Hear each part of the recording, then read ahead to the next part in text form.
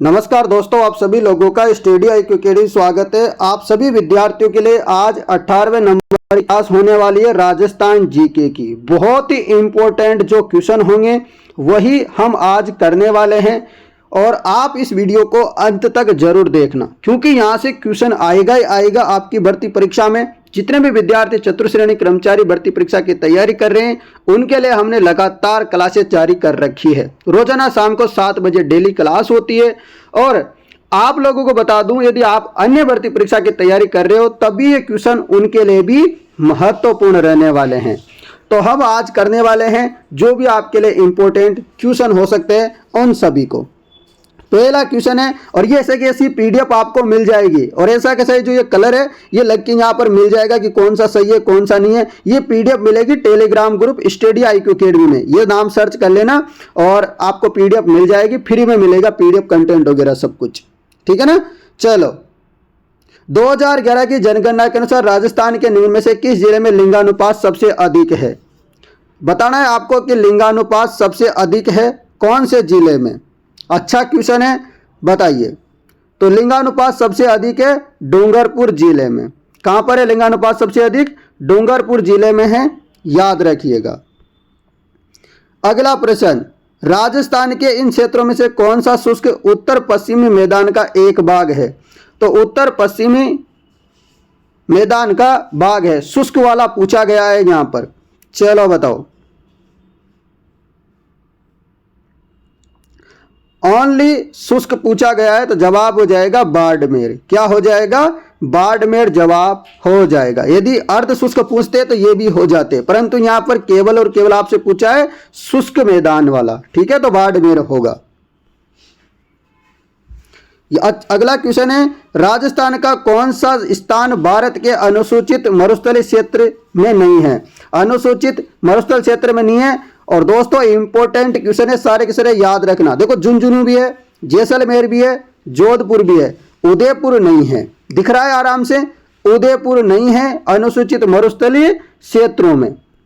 चलो अगला प्रश्न आपके लिए, राजस्थान लोक सेवा आयोग के अध्यक्ष और सदस्यों की नियुक्ति किसके द्वारा की जाती है। दोस्तों, जो अध्यक्ष होते हैं RPSC के और उसके जो सदस्य होते हैं, जो सचिव होते हैं, उनकी नियुक्ति गवर्नर यानी कि राज्यपाल करता तो है। राज्यपाल नियुक्ति तो करता है परंतु हटा नहीं सकता। हटाने की पावर राज्यपाल के पास नहीं होती, याद रखना। इनको हटाने के लिए राष्ट्रपति को आना पड़ेगा, यानी कि राष्ट्रपति हटा सकता है RPSC के सदस्य और अध्यक्ष साहब को। चलो अगला प्रश्न, रामगढ़ विषधारी वन्य जीव अभ्यारण्य राजस्थान के निम्न में से किस स्थान पर है। तो रामगढ़ विषधारी चूरू में भी नहीं है, चूरू में नहीं है, भरतपुर में भी नहीं है, जयपुर में भी नहीं है। बूंदी में है रामगढ़ विषधारी अभ्यारण्य, जो कि राज्य का तो है 4थे नंबर का टाइगर प्रोजेक्ट और भारत का है 52वें नंबर का। ये भी आप लोग याद रखना, क्वेश्चन यहां से भी आता रहता है, ठीक है मित्रों। चलिएगा चलता हूं, अगला प्रश्न ये रहा आपके लिए, भारत के राज्य का नाम बताइए जिसमें पंचायती राज प्रशासन की आधुनिक त्रिस्तरीय प्रणाली सर्वप्रथम अपनाई गई थी। तो आपको पता होगा दोस्तों, राजस्थान में अपनाई गई थी और राजस्थान में भी जिले की बात करें तो नागौर जिला हो जाएगा। नागौर जिले में सर्वप्रथम जो है अपनाई गई थी पंचायत राज प्रशासन की आधुनिक त्रिस्तरीय प्रणाली। दोस्तों यहाँ क्वेश्चन आता है कि जो है त्रिस्तरीय जो पंचायत प्रणाली होती है इसमें सबसे उच्च स्तर पे कौन होती है। तो आपको याद रखना है, इसमें जो जिला परिषद होता है वो सबसे ऊंचा होता है। आपको ये भी याद रखना है, ये सभी क्वेश्चन आ रखा है एग्जाम में, तो ये भी आपको याद कर लेना चाहिए। अगला प्रश्न, निम्नलिखित में से राजस्थान का कौन सा भौगोलिक क्षेत्र हरियाणा राज्य के साथ अपनी सीमा साझा नहीं करता है। हरियाणा राज्य के साथ सीमा साझा नहीं करता है। तो आपको पता है दोस्तों, पूर्वी मैदान भी करता है, अरावली क्षेत्र भी करता है, अर्ध शुष्क भी करता है, परंतु दक्षिण पूर्वी पठार जो है हाडोती का पठार वो नहीं करता है ना, बिल्कुल भी जो है हरियाणा के सीमा के साथ भौगोलिक साझा नहीं करता है। तो ये दक्षिण पूर्वी पठार हो जाएगा। अगला प्रश्न आप लोगों के लिए अच्छे क्वेश्चन लाया हूं, बहुत ही इंपॉर्टेंट है। 30 मार्च 1949 को संयुक्त greater Rajasthan United state of greater Rajasthan का औपचारिक उद्घाटन किसने किया था। तो आपको पता है पहले और जो दूसरा है इसका उद्घाटन किया था किसने? बताओ फटाफट, बताइए फटाफट।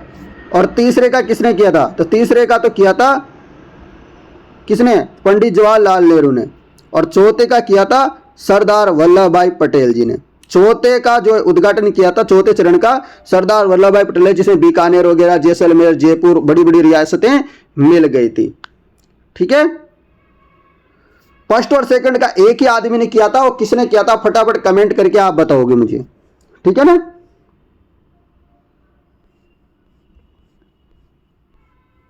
चलो अगला और अच्छा सा क्वेश्चन आ गया है आपके लिए। देखो यहां पर अच्छा सा प्यारा सा क्वेश्चन है।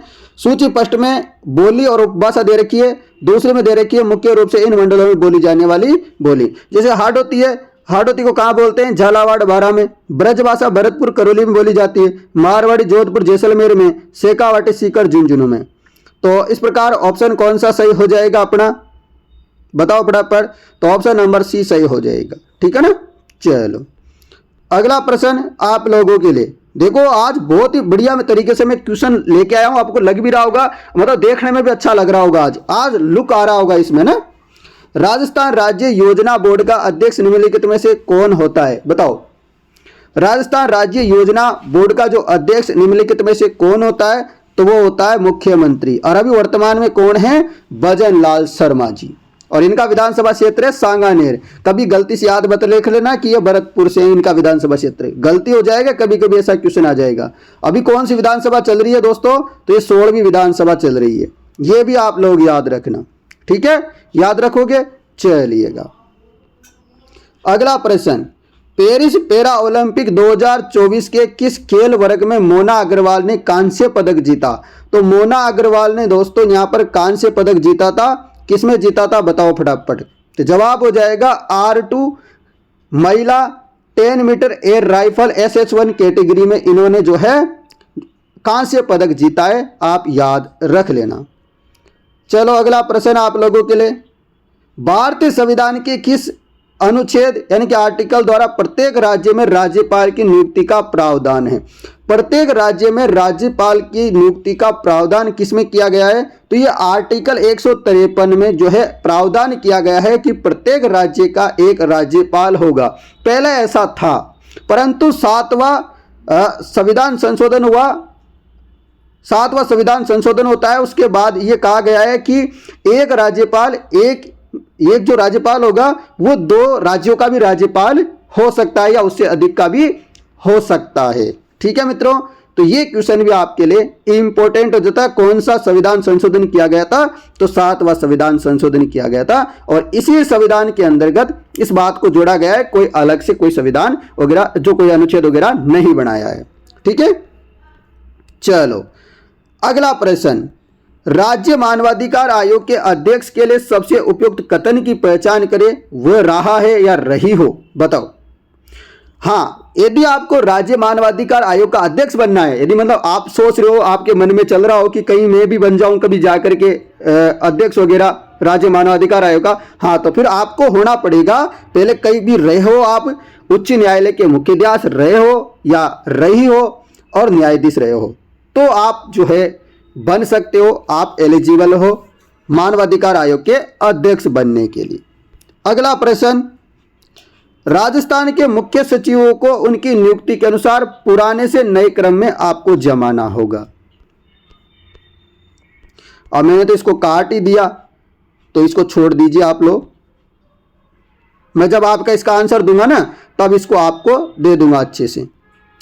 मोतीलाल मोनारिया के अनुसार वह काव्य ग्रंथ जिसमें हमें एक राजा की महानता, उनके विजय, युद्ध और वीरता का वर्णन, मतलब कोई राजा है उसकी महानता के बारे में लिखा हो, उसने कहीं कहीं युद्ध लड़े हो तो उसकी विजय के बारे में लिखा हो, मतलब उसका गुणगान किया गया हो उसमें, तो उसको क्या कहते हैं?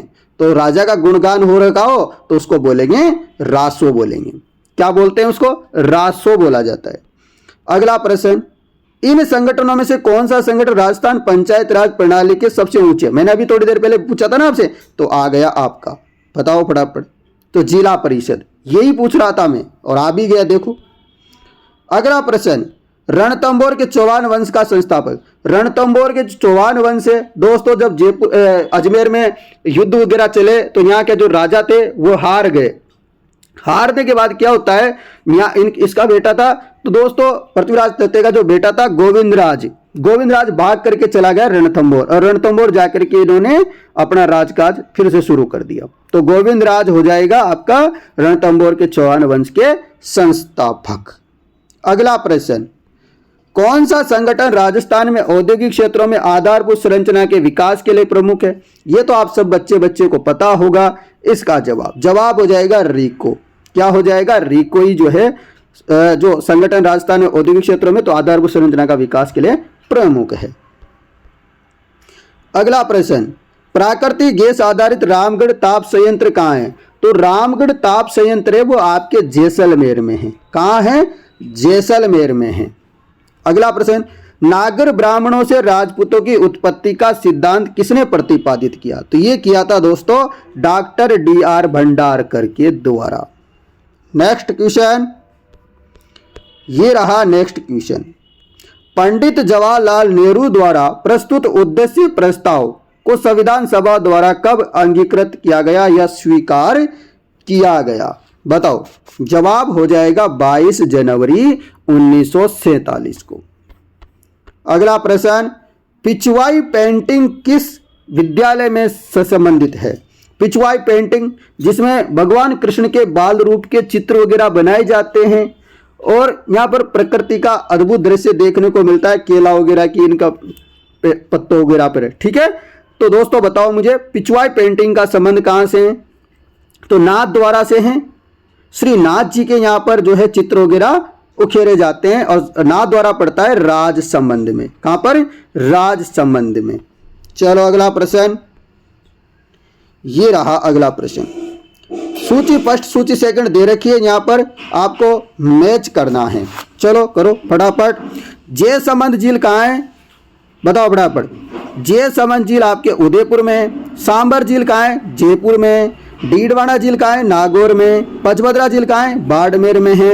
अपना आंसर सही कौन सा हो जाता है? तो फिर ऑप्शन नंबर ए सही होगा। चलो अगला प्रश्न है आपके लिए, यहाँ पर ये भी मैच द फॉलोइंग से संबंधित है। चलो बताओ, करणी माता का मंदिर, करणी माता का मंदिर बताओ फटाफट। करणी माता का मंदिर देशनोक बीकानेर में है। महावीर जी का मंदिर करौली में है। कपिल मुनि जी का मेला कोलायत बीकानेर में, जहां पर कार्तिक पूर्णिमा को शानदार मेला लगता है जिसे दीपदान का महत्व है। और जो कार्तिक पूर्णिमा है 3 मेले लगते हैं राजस्थान में। एक तो आपके मेला लगता है पुष्कर में, वो भी शानदार मेला बढ़ता है कार्तिक पूर्णिमा के दिन जहां दीपदान का महत्व है। उसके अलावा झालरा पाटन झालावाड़ में भी एक मेला बढ़ता है कार्तिक पूर्णिमा को, ये भी आपको याद रखना है। उसके अलावा कल्याण जी का मंदिर है डिग्गी में, और डिग्गी पड़ता है टोंक में। ठीक है, याद रखना है आप सभी को ये से। तो इसका आंसर हो जाएगा ऑप्शन नंबर 1। अगला प्रश्न बहुत ही अच्छा है, बूंदी में कजली तीज का त्योहार किस माह में मनाया जाता है? तो बूंदी में जो कजली तीज का त्योहार है वो भादवा में मनाते हैं। अब ऑप्शन में तो भादवा ही दे रखा है, परंतु इसके बारे में पूरी जानकारी बताऊंगा। कजली तीज को बड़ी तीज बोलते हैं, सातुड़ी तीज बोलते हैं, और ये कजली तीज बूंदी की प्रसिद्ध है। और भादवा में दोस्तों ये कृष्ण पक्ष में आती है। कब आती है? कृष्ण पक्ष की तृतीया को आती है। जबकि आपसे पूछ ले कि जो जयपुर की तीज है, छोटी तीज है, वो जयपुर की प्रसिद्ध है, और ये आती है सावन के महीने में शुक्ल पक्ष की तृतीया को। ठीक है, याद रखना। चलो, राजस्थान के निम्न में से किस क्षेत्र को इंदिरा गांधी नहर से पानी का लाभ मिलता है? तो चूरू में भी मिलता है, जैसलमेर में मिलता है, जोधपुर में मिलता है, परंतु अजमेर में को न मिले। तो A, B, C देखो ढूंढो, ऑप्शन नंबर बी में है, यही अपना होगा सही और सटीक जवाब। अगला प्रश्न, डोल नृत्य का संबंध, तो डोल नृत्य का संबंध जालोर से हो जाएगा। किससे? जालोर से। अगला प्रश्न, राजस्थान में इंस्टीट्यूट ऑफ लीडरशिप डेवलपमेंट कहाँ स्थित है? जयपुर में। राजस्थान में इंस्टीट्यूट ऑफ लीडरशिप डेवलपमेंट कहाँ है? जयपुर में है। आज का अंतिम क्वेश्चन, राजस्थान परमाणु ऊर्जा संयंत्र को किस वर्ष में चालू कमीशन किया गया था? अच्छा अच्छा, प्यारा प्यारा क्वेश्चन है। 1973 आपको याद रखना है, ठीक है। तो मुझे कमेंट करके बताओ आप सभी, इसकी पीडीएफ लेना चाहते हो कि नहीं लेना चाहते हो। पीडीएफ लेना चाहते हो तो मुझे कमेंट चाहिए, भर भर के प्यारे प्यारे कमेंट चाहिए। मेरी तारीफ कर दो आप भर भर के, है ना। तारीफ नहीं करोगे तो फिर मैं कमेंट पीडीएफ नहीं देने वाला, ठीक है। तारीफ करो, जितनी हो सके तारीफ करो भाई साहब, ठीक है। मैं खुद आगे से बोल रहा हूं तो आप करनी पड़ेगी तारीफ वारीफ। तो उसके अलावा लाइक भी करो, मुझे लाइक चाहिए। आपको अच्छी लगी हो नहीं लगी हो आप लाइक करो, ठीक है। चैनल को सब्सक्राइब करो और शेयर और कर दो यार, इतना सा कर दिया करो। ऐसा मत सोचो सर तो अपने को दबाव दे रहे हैं, वैसे मैं प्यार से भी डाल दूंगा। आप लाइक वाइक कमेंट वमेंट नहीं करोगे तब भी डाल दूंगा, परंतु थोड़ा सोच लिया करो गरीब आदमियों के बारे में भी, कि कहीं ना कहीं उनके भी लाइक वाइक कमेंट वमेंट हो जाए, तो कोई 2-4 बच्चे आए तो भी देखे कि अच्छे अच्छे प्यारे प्यारे कमेंट हो रहे हैं, हम भी वीडियो को देख लेते हैं। अरे ऐसे तो कर दिया करो यार, ऐसे कई मजाक वजाक करो। और पीडीएफ कहाँ मिलेगी आपको? पीडीएफ मिलेगी आपको Telegram group study IQ Academy में, डिस्क्रिप्शन में लिंक दे दूंगा, फर्स्ट कमेंट में भी लिंक दे दूंगा। चिंता मत करो, सब कुछ मिल जाएगा, फ्री में मिलेगा, पैसा 1 रुपया नहीं लूंगा, ठीक है ना। धन्यवाद।